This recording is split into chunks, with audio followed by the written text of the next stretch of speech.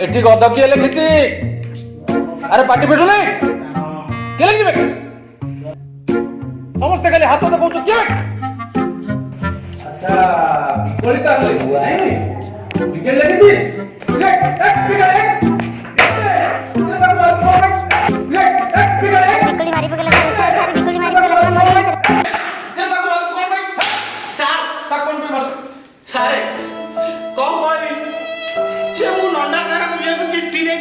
अच्छा ये और यार से जियो को देगी सार देगा सारे सार में तो जो मार सर देखो लाती सारे ये पिटी दे रहा है ये मारो मुझे इधर घोड़ा को इधर क्या सार घोड़ा सार सार बोले चलो से सार सार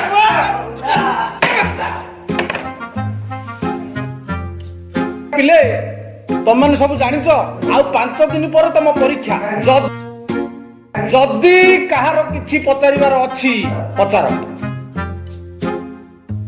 सारे मु पचारिबी पचारनो कोन पचारिबो पचार सारे आम प्रश्नपत्र को प्रेस रे तयारी होजी के मु तते कोन पचारछि तू मते कोन उत्तर दउ पहिला प्रश्नपत्र को प्रेस रे तयारी होजी ओळा अंगार कोठी कर अच्छा पिला माने मते किए कहि परिबो वायु दूषित होबार कारण? सारे राति अनिद्रा हेले सारू मूला सुकुआ खाइले वायु दूषित हुए। चुप मूर्ख कोठी कर ला कोना सुकुआ पोई सारू खाइले वायु दूषित अरे तू जमा हबुनी। अच्छा पिले कहलो मैरिज रो फ्यूचर टेंस टा कोन हबो? चलो तो कोन दगी सारा आपने पता है मैरिज रो फ्यूचर टेंस टा कोन हबो? मैरिज सारे मैरिज रो सारे डिवोर्स एक कोन कहलु अरे एमिति तते के पढे लबे काई हु तो पढेनी ए आमे भूगोल विषय रे किछि आलोचना करबा हु तुमको भूगोल रो प्रश्न किछि पचारि हां सारे पचारन हमर तो सब भूगोल गाना प्रखर तू मान वाली छात्र मान पाई मु गर्वित। अच्छा पिले कहलो देखि खनिज पदार्थ का कोनती खनिज पदार्थ माने कोन? सारे मु कहबी सारे खनिज पदार्थर माने जहाँ माटी तळु बाहरे माटी तळु बाहरे।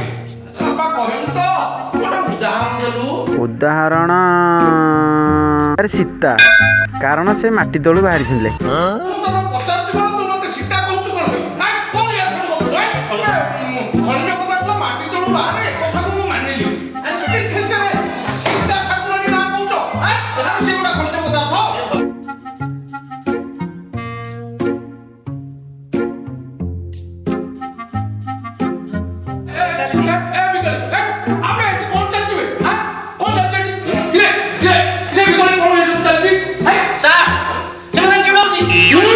से तत्ते चिड़ौची ना तू तक चिड़ौची जी मत चिड़ौ जा अरे एटा क्लासरूम ना तम घर रे सारे सारे एटा मु घर लागु यार कोला करछ अबस्त्र पडिला बुद्धि सुद्धि किछि नाही सब पडी की खाइ सारलानी औ चाप चाप पिले माने मु तुमको एबे विज्ञान विषय रे पचारि विज्ञान रे सारे विज्ञान केवल मोर भलो है सारे मोर विज्ञान रे टोटल थेला sir no total no sir अच्छा कहतो देखि मनुष्य शरीर रे केते खंड हाड़ अछि?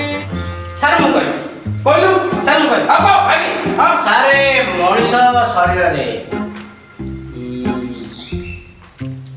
ସାର୍ ମଣିଷ ଶରୀରରେ ସାର୍ ବୃହତନ୍ତ୍ର ବୃହତ